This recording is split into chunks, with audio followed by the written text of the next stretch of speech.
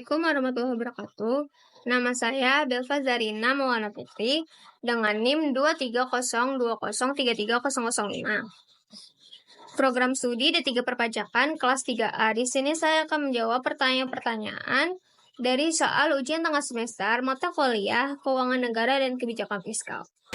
1. Berdasarkan tabel terlampir yaitu laporan keuangan Banten, jawablah pertanyaan-pertanyaan di bawah ini. A. Sumber penerimaan apa yang paling besar dan paling kecil?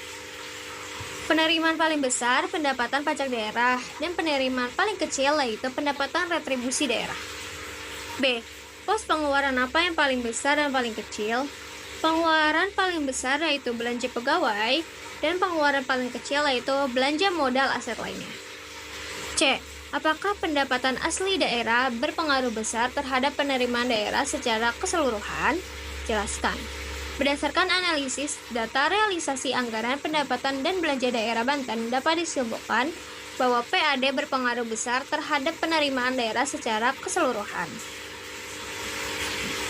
PAD menunjukkan tren peningkatan, maka hal ini menunjukkan bahwa Banten semakin mandiri dalam hal keuangan dan mampu mengoptimalkan sumber daya lokalnya.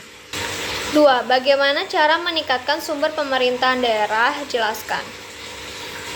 Peningkatan sumber penerimaan daerah memerlukan kombinasi strategi yang melibatkan optimalisasi pajak dan retribusi, pemanfaatan aset secara produktif, menarik investasi, serta pengembangan potensial lokal seperti pariwisata dan sumber daya alam.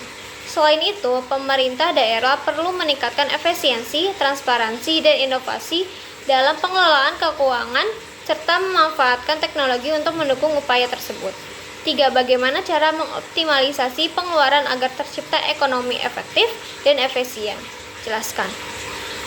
Mengoptimalkan pengeluaran pemerintah daerah agar ekonomi efektif dan efisien memerlukan strategis yang melibatkan perencanaan berbasis kinerja, prioritasi program pengeluaran teknologi, penggunaan teknologi, serta pengawasan yang ketat.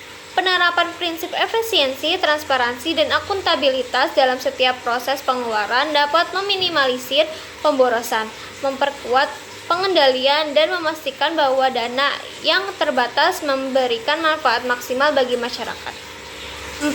Apakah Anda setuju pembiayaan APBN dan APBD dilakukan dengan melakukan pinjaman, baik pinjaman dalam negeri maupun luar negeri, yang berdampak pada semakin bertambahnya utang negara? Jelaskan. Pinjaman bisa menjadi alat yang berguna untuk mendanai proyek-proyek penting dan mendukung pertumbuhan ekonomi. Penggunaannya harus dilakukan secara hati-hati dan bijaksana. Pinjaman yang tidak terkendali akan menambah beban utang yang dapat menimbulkan resiko bagi stabilitas ekonomi negara atau daerah. Oleh karena itu, saya setuju dengan penggunaan pinjaman hanya jika dilakukan secara terkendali dan untuk tujuan-tujuan produktif yang akan memberikan manfaat jangka panjang bagi ekonomi dan masyarakat. Pada saat yang sama, pemerintah juga harus fokus meningkatkan penerimaan dalam negeri dan mengoptimalkan pengeluaran agar tidak terlalu bergantung pada pinjaman.